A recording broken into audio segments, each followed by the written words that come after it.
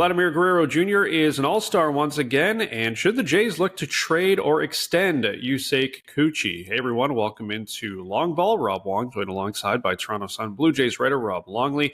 And Rob, for a fourth straight year, Vladimir Guerrero Jr. will represent the Blue Jays at the All-Star Game. He's been a bright spot in an otherwise dark Blue Jays season so far. There's been a lot of trade speculation surrounding Vladdy, but that would seem unlikely if this team is planning on trying to compete again next season, Rob. So that begs the question, could an extension for Vlad be something that could finally happen? And if so, what do those numbers even look like?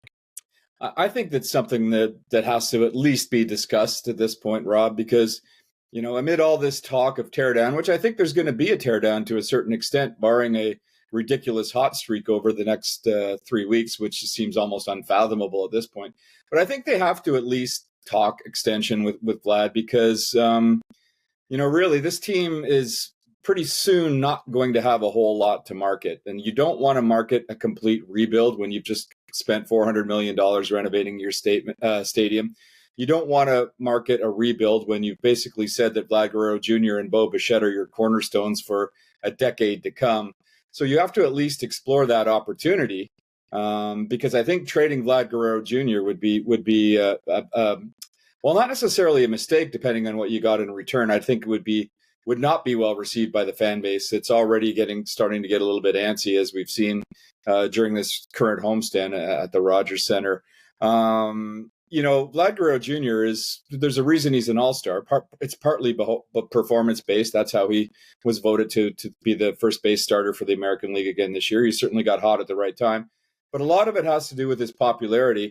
And that popularity extends far beyond Toronto. Vlad Guerrero Jr. is seen as one of the superstars in the game.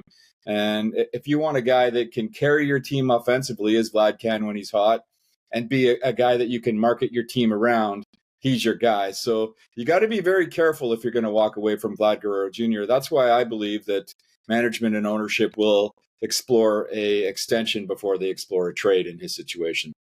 Yeah, I think you make a good point there. Sometimes it does go beyond the performance on the field, but right now Vlad is doing it in both areas. With the way the season is trending, as we talked about, it definitely looks like some of the pending free agents could be out the door via trade, and the most attractive trade chip the Jays currently have is probably Yusei Kikuchi, Rob, and we know starting pitching is always a hot commodity at the deadline, but as we spoke just a few seconds ago about the Blue Jays probably try to compete next season, is Kikuchi someone you'd look at keeping and maybe extending, or is it better for the Jays to try to get something for him at the deadline? I think it's much better to try to get something for him at the deadline.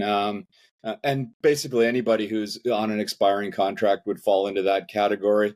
I guess the trouble with Kikuchi is that he has not been as good as he was earlier in the year, or as good as he was for most of last year. His performance has dipped a little bit to this point, but in terms of teams looking for starting pitching depth, he would certainly be an attractive candidate, especially by his body of work at large over the past couple of years. I think he would be a fit for a lot of teams that are looking to make a run into the playoffs. And, because he's a free agent, if the Jays do want to bring him back, they can always seek him out in the offseason as a free agent if they feel that he would be a valuable guy to that rotation.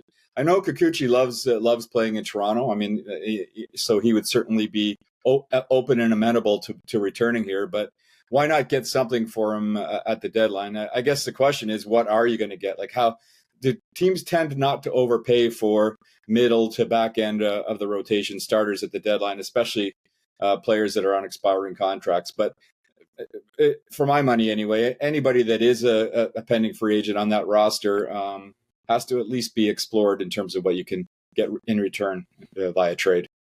Yeah, there's a lot of those guys on this team, and it would seem that a lot of them should be out the door before the trade deadline. As always, you can find Rob's Blue Jays coverage at the Toronto Sun.